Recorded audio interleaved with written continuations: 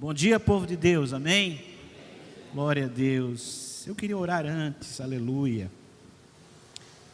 Não sei porquê, mas me deu um temor antes de subir aqui. Difícil, a gente acaba, parece que é as primeiras vezes quando nós subimos, nós ficamos tão nervosos. Oh Deus, e eu pedi para que o Senhor me desse as primeiras coisas, aleluia. Pai, essa é a tua igreja, Pai. Ela precisa de uma palavra, Senhor. Não uma palavra humana, Senhor, mas uma palavra que vem dos céus. Uma palavra, Senhor, que venha consolar, confortar e edificar a nossa vida, Pai. Em nome de Jesus, eu quero simplesmente ser uma mera ferramenta, um mero instrumento nas tuas mãos, Senhor, porque eu não quero pregar sozinho. Eu te convido, Espírito Santo, me ajuda a pregar.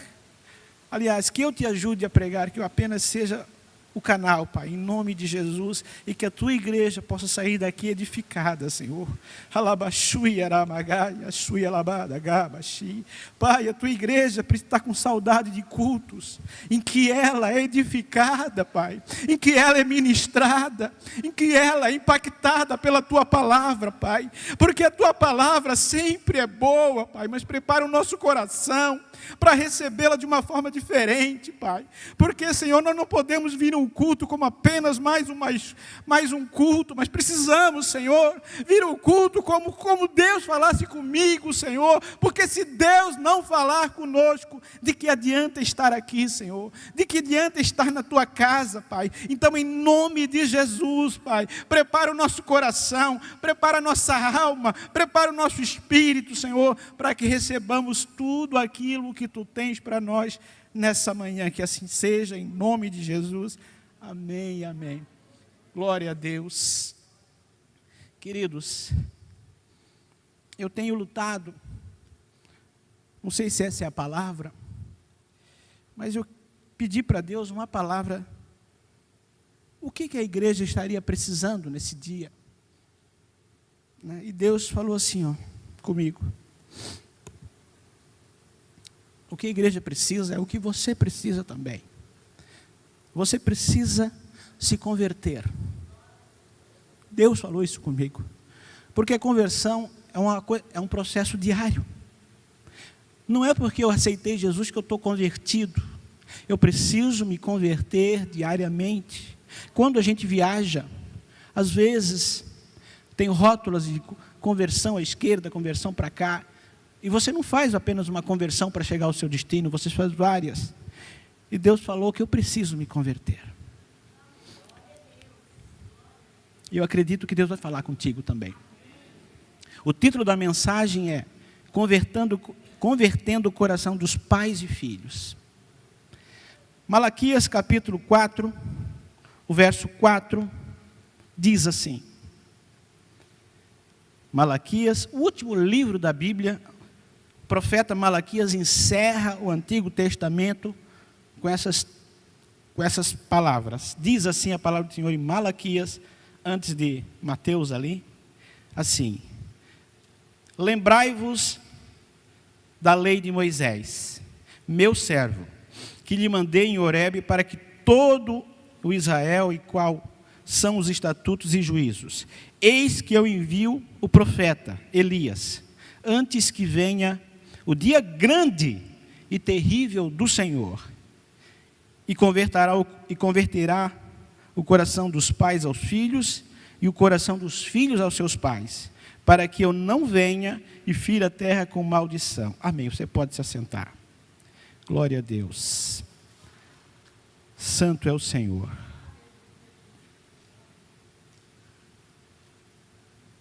Eu não sei o que Deus vai falar conosco, mas pelo menos comigo vai falar.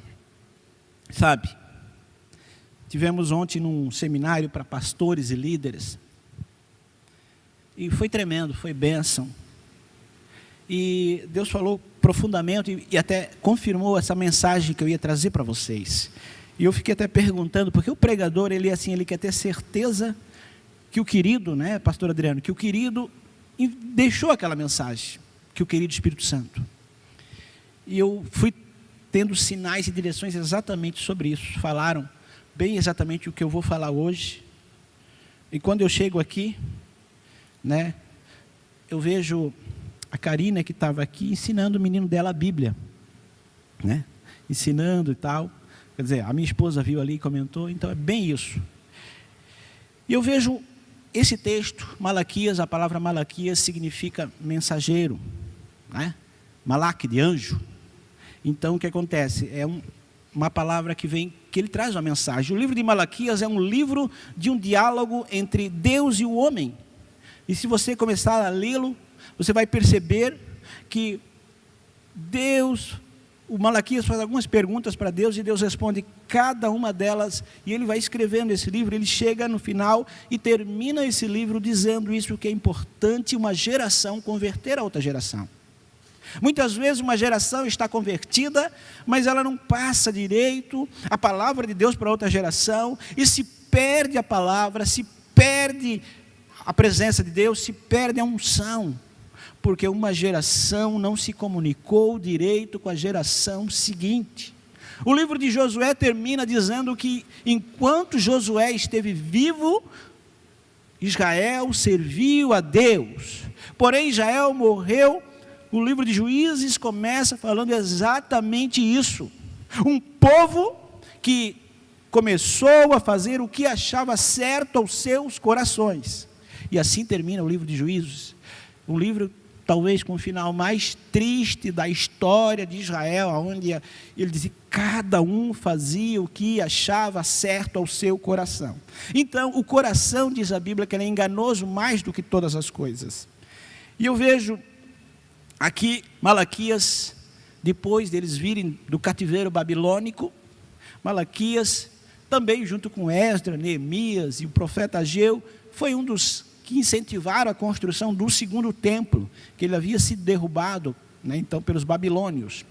E durante esse interim de 400 anos, entre Malaquias e a vinda de João Batista ali, houve um silêncio de Deus.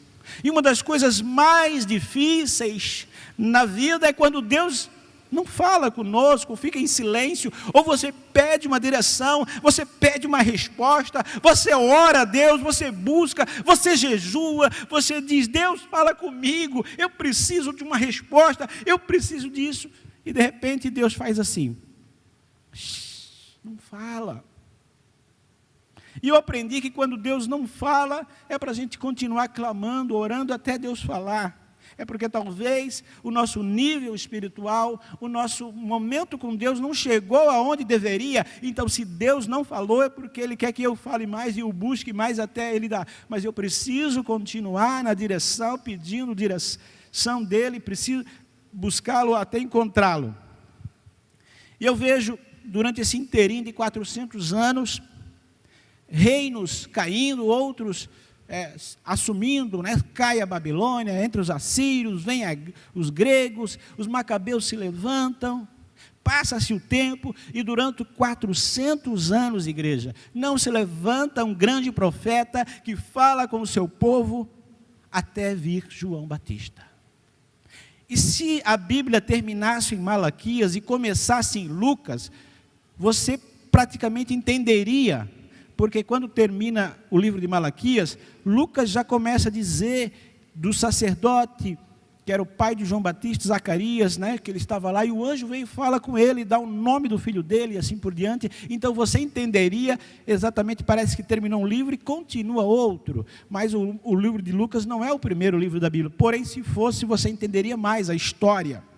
Mas enfim, o anjo aparece a Zacarias e diz assim, e ele falando de João Batista, converterá muitos os filhos de Israel, o seu Deus. Irá diante dele o espírito e o poder de Elias para converter o coração dos pais aos filhos e converter os rebeldes à prudência dos justos e preparar ao Senhor um povo bem disposto. Lucas 1, 16 e 17.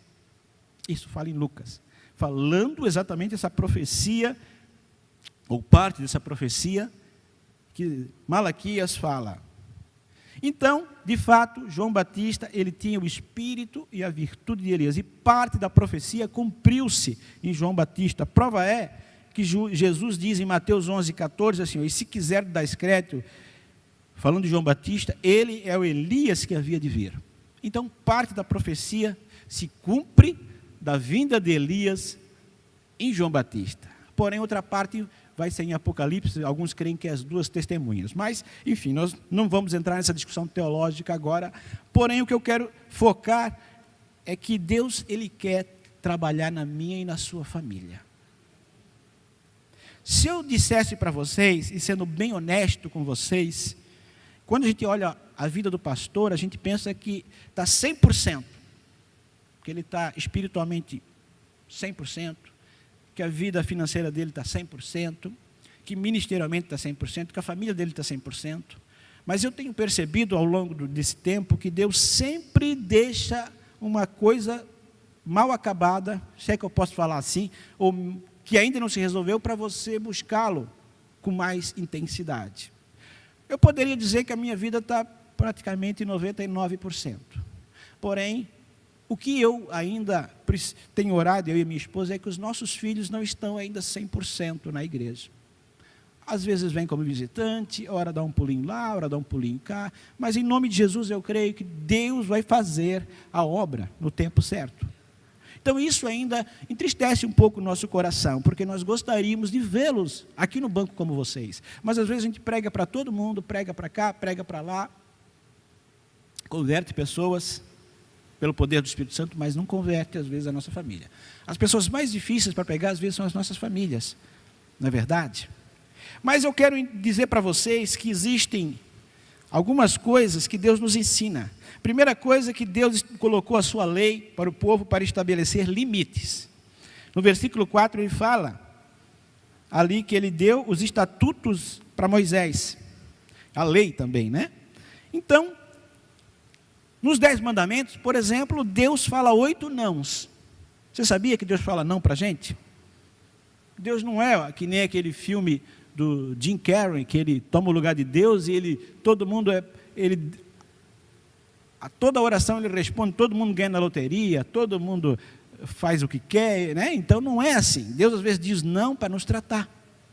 Então, dos 10 mandamentos, você vai perceber que Deus fala 8 nãos. Não terás outros deuses diante de mim, não matarás, não furtarás, não cobiçarás as coisas alheias, não desejarás a mulher do próximo, não pecará contra a castidade, e assim por diante. Deus fala 8 nãos. Então, Deus estabelece limites, e limites servem para nos guardar. Uma pessoa sem limites certamente não respeitará ninguém nessa terra e muito menos a Deus. Então Deus coloca alguns limites. Quando ele falou com Adão e Eva, ele diz, olha, vocês podem comer de toda a árvore do jardim, porém da árvore do conhecimento do bem e do mal não comerás. Não é verdade? Então, Deus dá alguns limites para testar a tua obediência e a fé em Cristo. Porque como a gente conhecer alguém que é fiel se ele não tiver uma prova, uma tentação, para ver que ele tem a oportunidade de ser infiel? Como a minha esposa vai saber que eu sou fiel a ela, se eu não tiver a oportunidade de traí-la, né? E eu realmente rejeitá-la? Como eu vou perceber que alguém é fiel com as coisas de Deus, se ele não tiver a oportunidade de tirar dinheiro da igreja e não tira? Então, a gente percebe a fidelidade quando ele tem a oportunidade de fazer e não o faz. Porque, mesmo que ninguém está vendo, mas ele teme a Deus, que o está vendo sempre. Não é verdade? Então, Deus estabelece 8 nãos. E limites servem para separar e dividir o bom do ruim. Uma cerca, por exemplo, é um limite. Um muro é um limite. Uma porta é limite. Uma faixa no meio da estrada é limite, que aqui não pode ultrapassar. Não é verdade? Uma placa de advertência é um limite de velocidade. Nessa rodovia anda até X velocidade, porque se você ultrapassa o limite, poderá pagar e ter consequências por isso. Então Deus coloca alguns limites para definir o bom do ruim e o certo do errado. Então Deus tem alguns limites. Limites dividem países, estados e cidades e até reinos. Quando viajamos, como eu falei, às vezes a gente encontra placas. Aqui termina uma cidade e aqui é o limite de município dessa cidade e da outra. Ou países têm fronteiras, estados e assim por diante. Por quê? Porque até aqui é um limite, até aqui você está em tal jurisdição, daqui você está em outra jurisdição. E assim por diante, porque às vezes, não é muito o nosso caso, mas, por exemplo, nos Estados Unidos, cada estado tem a sua jurisdição. Um pode uma coisa, outro não pode. Então, são estados que eles têm a legislação própria. O nosso já tem a Constituição Federal, já não é tão assim. Porém, tem situações tributárias que são diferentes. E cuidado para não sair de um reino e entrar em outro. Muitas vezes Deus coloca uns limites para você. O reino de Deus, ele é justiça, paz e alegria no Espírito Santo. Não é isso? Deus te justifica através do sangue de Jesus, né, te dá paz com Deus e te dá alegria no Espírito Santo. Uma pergunta. Vocês estão me ouvindo bem? Amém? Todos os ambientes? Porque outro dia reclamaram que não estava ouvindo, né? Então, se vocês não ouvir, né, de repente, depois procura a gente, porque às vezes a gente fala aqui e às vezes pode ser que algum ponto não ouça, né? Então, limites também te coloca num reino ou no outro, né? E limites definem padrões de comportamento. Deus deixou a sua lei para ensinar ao povo e serem abençoados. Porém, quem não segue seus mandamentos abre legalidade para o reino das trevas. Vamos dar alguns exemplos. Exemplo: Davi foi um homem segundo o coração de Deus. Quando ele comete, né, um adultério e ele manda matar Urias, de certa forma ele foi o mandante do homicídio. Ele abriu legalidade para o inimigo agir. Deus permite o inimigo agir. E quando o profeta Natã foi repreendê-lo, né, ele não sabia, foi dizer uma palavra de repreensão para o rei, ele chegou com uma historinha que um homem tinha apenas uma ovelhinha, você sabe a história, né? Porém, chegou um outro viajante, homem mais rico que ele, e pegou aquela única ovelhinha que aquele homem amava, cuidava, era tudo que ele tinha. E Davi se ira e diz: tal homem deve ser morto e restituir 4 vezes o que ele fez. E o profeta Natã disse: tal homem és tu. Urias tinha apenas a sua esposa Batseba, né? E você tinha quantas mulheres eu poderia te dar riqueza, glória, honra? Porém, tu não morrerás porque Deus te perdoou, mas tu pagarás. E você pode perceber que morre os filhos dele, morre o primeiro filho, Amon morre, Absalão morre, e assim ele paga 4 vezes ali, exatamente como ele proferiu, porque ele abriu uma legalidade. Então, salvação sempre será pela graça. Porém, o que eu faço e o que você faz, abre legalidade para o inimigo agir. Exemplo, a gente fala aqui sobre oferta, sobre dízimo, nós não queremos o teu dinheiro. Você nem precisa, pode vir até com a carteira vazia, se você quiser.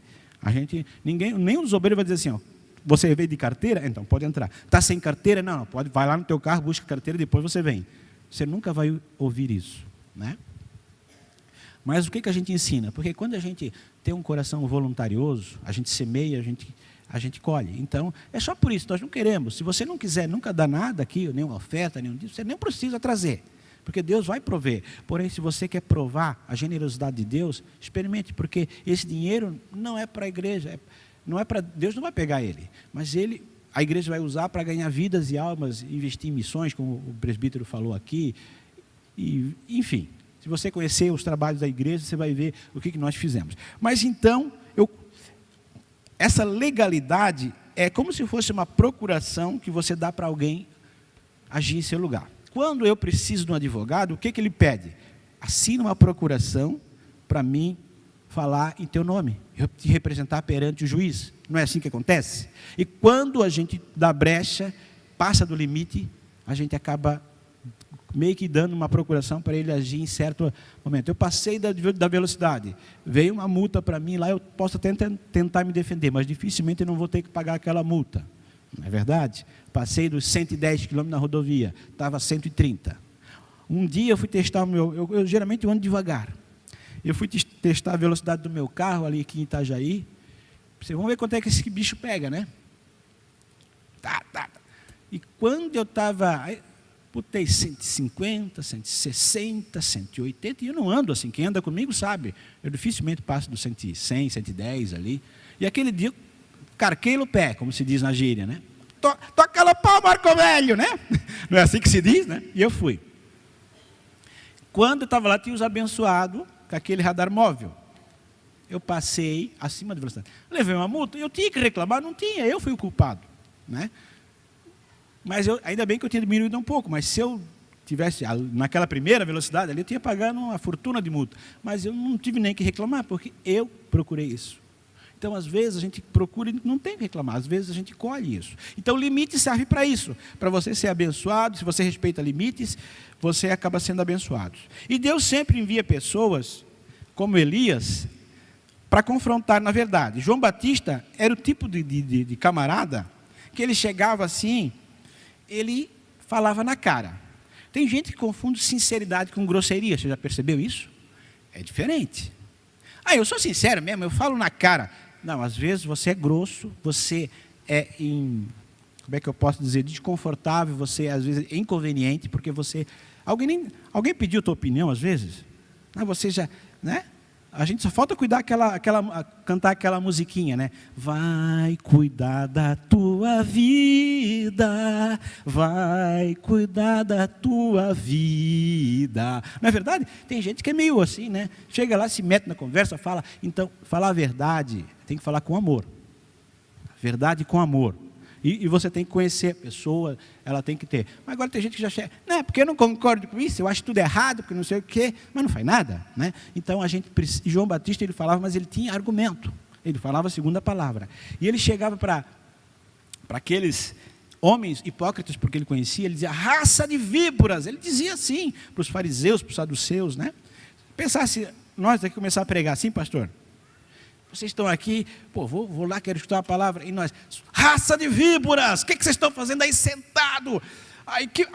Provavelmente um dizia, ô João, que cobra aquele? Aquele é uma caninana, o outro, aquele é uma coral, né, porque é mais baixinho. O outro é uma sucuri, porque é maiorzão, né? Só faltava dizer isso, não é verdade? Então ele pregava para rei, tanto é que o rei mandou matar eles, né, o Herodes ali. Ele pregava para o fariseu, ele pregava para o pecador, ele tinha uma linguagem preparando o caminho para o Senhor para arrependimento. E é por isso que João Batista é considerado um dos maiores profetas, porque ele pregou sobre arrependimento. Porque de que adianta nós estarmos na igreja se não houver arrependimento? O arrependimento é para mim, é para você, a gente precisa se arrepender todos os dias. Então, Deus sempre confronta alguém para falar a verdade para a gente ser confrontado pela palavra. E cuidado com pessoas que só dizem o que você quer ouvir. O que não te desafia, não te transformas. Somente a verdade liberta. João 8,32 fala isso, né? Conhecereis a verdade, e a verdade vos libertará, né? A verdade, ela confronta, incomoda e nos deixa desconfortável. E um exemplo clássico é uma águia, né? Uma águia, quando ela quer fazer o filhote voar, o que ela faz? Ela tira a palha e deixa os espinhos dentro do ninho. E ela pega o filhote e joga lá de cima. E o filhote ele tem que aprender meio que a voar no método japonês, né? O método Namarra. Você já ouviu esse método japonês, o Namarra? Né? Então, ele joga o filhote da águia no método japonês, o método Namarra, e ele tem que aprender a voar, meio que assim.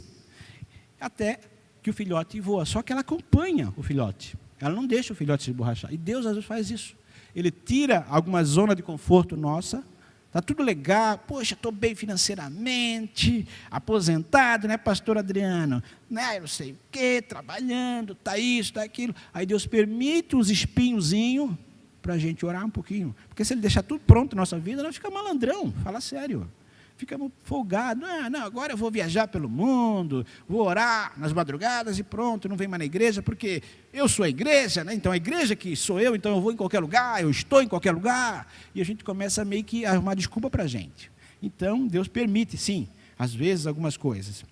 E João Batista, inclusive, teve seu nome dado por um anjo, o anjo Gabriel, que significa Deus gracioso, graça, aceitação. Ou seja, Deus terminou o tempo da lei e entrou com João, que significa que a graça ia entrar. Até o nome foi profético. Chegou o tempo da graça, né? E é por isso que Deus quer tratar as famílias, como diz no versículo 6. E Deus quer começar pelos pais. Por isso que eu falei que eu preciso me converter. O exemplo sempre virá de cima. Jesus deu exemplo. Pais precisam dar bons exemplos. E eu e a minha esposa, né, eu digo isso para alertar vocês. A gente, quando se converteu, a gente vinha todo culto. Eu não estou dizendo que você não deva vir todo culto. Mas a gente só vinha na igreja. Qualquer culto que vinha, qualquer culto que tinha, nós vínhamos. Eu não estou dizendo que você não deva vir culto, é bom. Só que a gente esqueceu de uma coisa, dos nossos filhos. Então, às vezes, nossos filhos queriam ir em algum lugar. Não, mas temos isso, temos aquilo. Então, a gente acabou, e para eles, para nós, era bom estar todo dia na presença de Deus. Só que, às vezes, as crianças não têm essa percepção espiritual. E hoje, eu falo isso, né, para vocês não errarem também. Então, leve seu filho para passear, vá no parque com ele, né, viaje, diga que ele é importante. E a gente errou nisso. E hoje, os nossos filhos, eles são bênçãos. São abençoados, são queridos, são respeitosos, não brigam com a gente diz, são obedientes, porém, né, eles não estão firmes porque nós fizemos da igreja como se fosse uma obrigação. Nós meio que arrastamos eles, né? Então, cuidado. Fale, ensine a Bíblia, sim, fala, mas tenha o seu tempo de qualidade com as crianças. Porque às vezes a gente acontece isso. E às vezes a gente, no fervor do ministério, só fala nisso, e a gente também tem que se converter aos filhos. Não só os filhos se converter a gente. Então, é importante isso. Então, agora a gente aprendeu. Hoje, no final do ano, a gente pegou a família toda, foi passear. De vez em quando a gente faz uma coisa lá para a família, a gente sai com eles e vai. Por quê? Porque a gente precisa ver que o pai e a mãe, eles estão ali, mesmo que às vezes eles tenham ideias diferentes, nós precisamos entender que é bom servir Jesus, que a gente é diferente, que a gente não só faz acepção de pessoas. Então, a geração mais velha precisa influenciar a mais nova. Não é apenas dizer que ela está errada, dizer que não serve, dizer que está tudo errado. Ela precisa influência, e a influência é exemplo, né? Se você tem um discípulo, você precisa ser referência para a geração mais nova. Ame seu filho, ame sua filha e seu filho quer ouvir de você o quanto é importante. Outro dia nós estávamos no jantar lá em casa, e daí o meu filho estava lá com a sua noiva, e agora ele está se especializando na área de investimentos, nesses investimentos de ações e tal. E ele deu uma guinada, ele era meio revoltado, não queria saber de nada.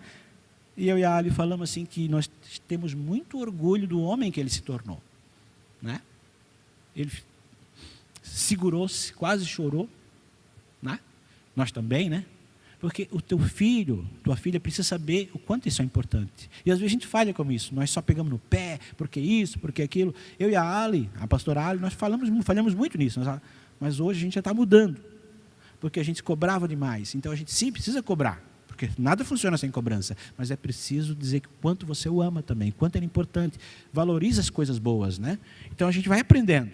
Então nós precisamos influenciar os nossos filhos. Os judeus, por exemplo, quando o filho completa 13 anos, ele tem o bar mitzvah. Não sei se é assim bem que se pronuncia, mas eles fazem um ritual que eles apresentam o filho para a comunidade e oram, né, para ele. Eles dizem aquele versículo, né, que resplandeça a luz do Senhor e que tu prospere e tal. Eles declaram no meio de toda a comunidade o quanto aquele filho é abençoado e é importante. E uma oração de um pai, de uma mãe faz toda a diferença, né? Então, e assim nós temos que aprender com os judeus. Mas, porém, a geração mais nova pode ensinar os mais velhos. Às vezes, os mais antigos, nós não queremos mudar. A gente quer os hinos antigos. Eu quero aquele hino quando eu me converti, né? Aquele hino que eu cantava lá quando eu vim para a igreja. É tão lindo, esses mais novos não funcionam. Não é assim. Você só está pensando em ti. Então, às vezes a gente também diz assim, mas poxa, o pastor tem que pregar de terno e gravata, porque na minha época só se pregava de terno e gravata. As coisas mudam, gente, né? Então hoje, estou aqui mais jovem, né? Até parece que estou mais jovem, né? Às vezes eu coloco até um terno para as pessoas que não conhecem saber quem é o pastor. Então a gente faz isso aí, pastor Adriano. Mas não que o terno vai pregar, senão a gente diz, bota a gravata aqui, diz, prega a gravata, vai lá, fala alguma coisa. Ele não vai falar nada. Ou coloca o terno pendurado aqui, fala, ele não vai falar. Então, o que vai fazer é o que está dentro de você, não é verdade? Então, comportamentos mudam, os tempos mudam, as coisas mudam, e a gente tem que mudar também. Só o que não muda é a palavra, não é verdade? Então a gente precisa se evoluir. A tecnologia muda. Então, só uma novidade de primeira mão para vocês aí, né? Você sabia que nós vamos ter um QR Code na cadeira? Sabiam? Você vai pegar o seu celular, vai colocar ali no QR Code os avisos de retiro e tudo, você vai acessar um link e vai poder conversar direto com a pessoa. Olha que bacana. Isso não é evolução? Então a gente está evoluindo. Hoje tem esse telão bonito, tem os avisos, então a gente está evoluindo com bastante coisas aqui. E vamos evoluir cada vez mais, porque senão a gente fica para trás, não é verdade? Então a geração mais nova precisa também ensinar os velhos. Nós precisamos aprender com os novos. Às vezes, a gente precisa aprender com eles. Eles têm energia, têm isso. Então, a gente precisa voltar ao primeiro amor. E Deus nunca quis amaldiçoar a terra. Mas quando as famílias estão separadas e não estão mais convertidas ao Senhor, a maldição chega. Toda vez que a Bíblia fala de pragas e maldições na terra, é porque a geração mais velha e a mais nova não se entenderam. A maldição, diz a Bíblia, sem causa não chega. De onde veio tantas pragas, doenças, o coronavírus e aí por diante? As pragas do Egito, por que vieram? Porque havia um povo que havia se afastado do Senhor e depois eles começaram a clamar por Deus. Então Deus usa as pragas para o ímpio. E para o povo de Deus essas pragas não tocaram. Então assim, independente do que acontece na nossa vida, na nossa nação, no nosso país, então você pode passar pela crise, mas a crise, se você tiver fé, você vive por fé, você não vive pela circunstância. Amém? Glória a Deus. Então o que eu quero dizer é que chegou o tempo de nós como pais, fazer que nem aquele filme Os Corajosos. Você já viu aquele filme Os Corajosos? Alguém já viu? Se não viu, eu recomendo. O filme Os Corajosos, exatamente, eu me identifiquei muito com aquele filme, né? Os pais resolveram orar pelos seus filhos. Os pais resolveram ensinar a palavra de Deus para os seus filhos.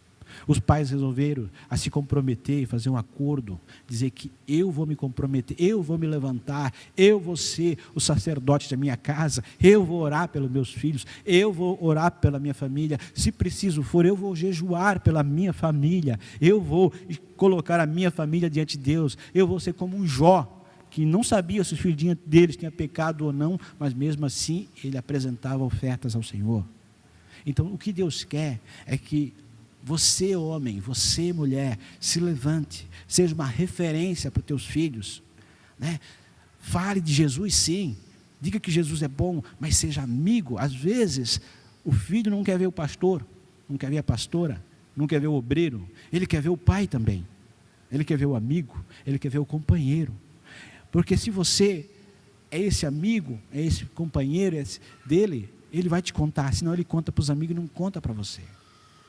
Então hoje os nossos filhos contam, a maioria, pelo menos eu creio, né, assim, eles têm confiança, de vez em quando tem cada conversa com a gente, pede conselho, diz, vou fazer tal e tal coisa, o que o pai acha, o que a mãe acha, por quê? Porque a gente está aprendendo, e a vida é um eterno aprendizado.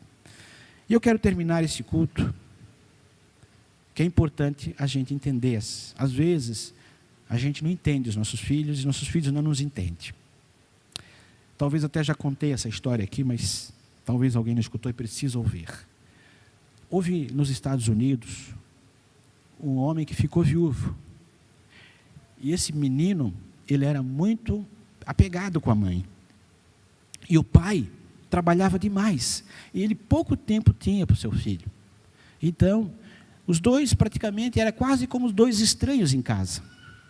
E aquele filho, né, ele... na cabeça dele, ele atrapalhava o pai, porque o pai trabalhava tanto que mal tinha tempo para ele, e às vezes tinha que ir à reunião na escola, e o pai não conseguia, então, sabe, era aquela coisa difícil para o pai, de conciliar o trabalho do pai dele com as coisas dele, porque antes tinha a mãe que fazia, e é difícil, por isso que é difícil um pai criar um filho sozinho, uma mãe criar um filho sozinho, e Deus fez o casal. E um dia esse pai foi numa reunião, e lá, começaram a falar de Jesus, tipo uma Adonep da vida, começaram a falar de Jesus, e deram um botão azul. O pai colocou aquele botão azul na camisa, e eles disseram assim, esse botão azul é para você chegar e olhar para ele e lembrar da pessoa mais importante da sua vida. E você não adianta lembrar, você tem que ir lá e dar um abraço nessa pessoa, um beijo, e dizer o quanto ela é importante. E isso foi um final de semana, ele saiu de sexta e voltou domingo à noite. E quando esse pai, ele foi bem tocado lá, como se fosse um retiro nosso, e ele chegou com aquele botão azul. E quando ele chega em casa, a luz do quarto do filho dele estava acesa. E ele disse, bom, eu vou lá dar um abraço no meu filho, mas poxa, é 11 horas da noite agora, estou chegando em casa, domingo, deixa para amanhã.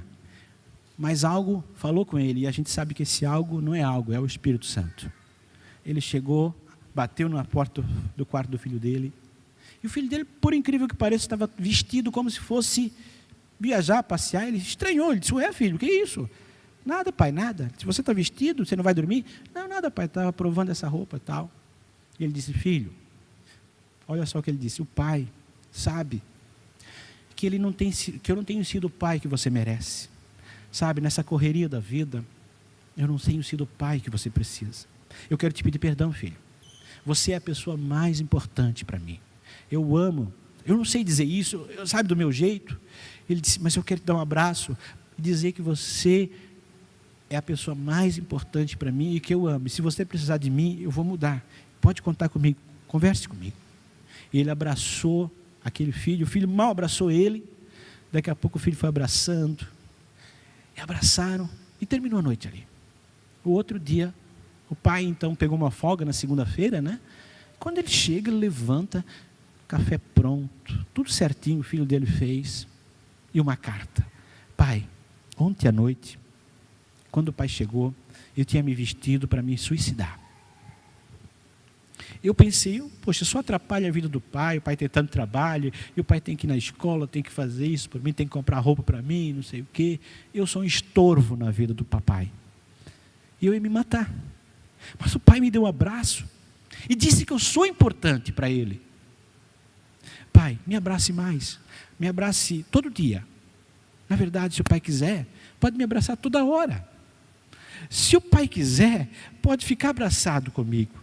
Eu amo esse abraço. Isso me fez tão bem, pai. E aquele homem chorou. E os dois foram parceiros. Eu quero te convidar a ficar de pé. Deus quer te dar um abraço hoje. Deus quer te dar um abraço, Pai do céu. Eu não sei como é que está a tua vida espiritual. Esse abraço, aleluia, que esse pai humano deu no filho, é o abraço que Jesus quer dar isso, quer te curar. Eu queria que você colocasse a mão no teu coração, eu quero orar por você. Mas você vai fazer algo diferente. Se você tiver alguém do seu lado aí, amém. Se você não tiver, você se abraça sozinho. Mas agora eu queria que você esquecesse que todas as coisas, imagine que é o papai do céu te dando aquele abraço. Mas abraça com bastante força. Porque se o pai te abraçar, ele não vai te abraçar de qualquer jeito. E eu vou orar por você. Pai, enquanto isso, o louvor já pode colocar no fundo, eu quero orar por você. Pai, em nome de Jesus, Pai. Talvez tem pessoas aqui que estão precisando se consertar com Deus. Talvez tem pessoas que perderam a comunhão com Deus. Aleluia. Talvez tem pessoas aqui que não sentem mais a presença de Deus, que um dia já pregaram, já andaram com Deus, já foram tão amigos de Deus. Aleluia.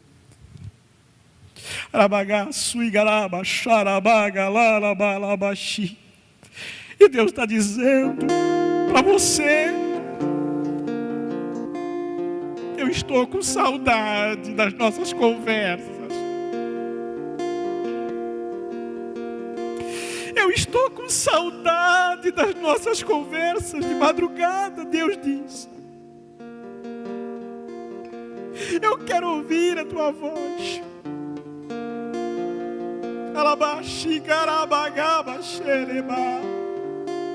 Deus está dizendo para você: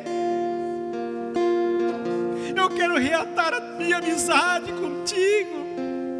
Eu quero ser o teu melhor amigo.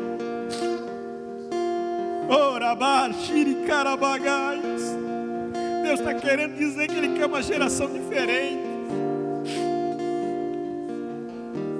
Uma geração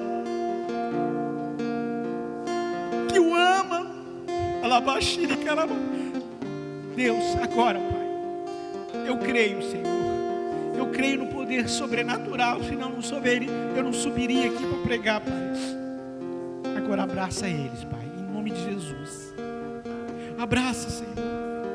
Abraça, Pai, cada um deles de uma forma diferente. Senhor, começa a curar o que precisa ser curado, ministrar o que precisa ser ministrado. Enquanto você canta, fique abraçadinho com Deus, espiritualmente. É você e Deus. Aleluia. Vamos adorar a Deus.